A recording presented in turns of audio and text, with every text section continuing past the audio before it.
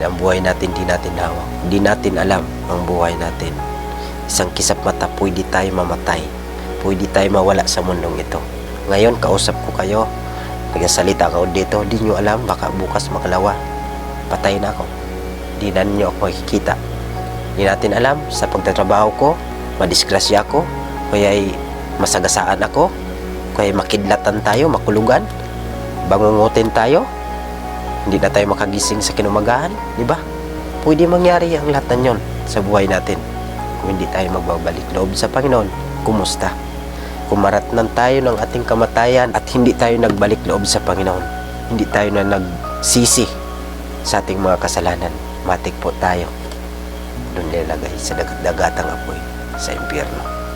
Kaya kapatid, sana mabulay-bulay nyo ang sinasabi ko.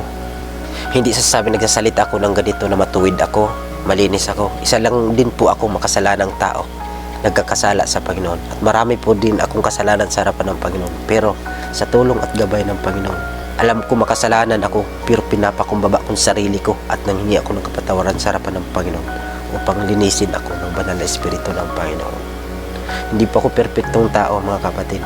Huwag niyo akong isipin na ako nangaral lang salita ng Diyos, malinis ako. Isa din akong marumi at makasalanan sa harapan ng Panginoon.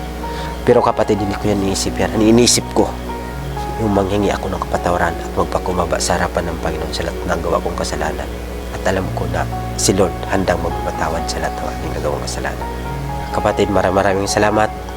Sana maunawan nyo ito at maitimo nyo sa puso't isipan nyo. God bless us all.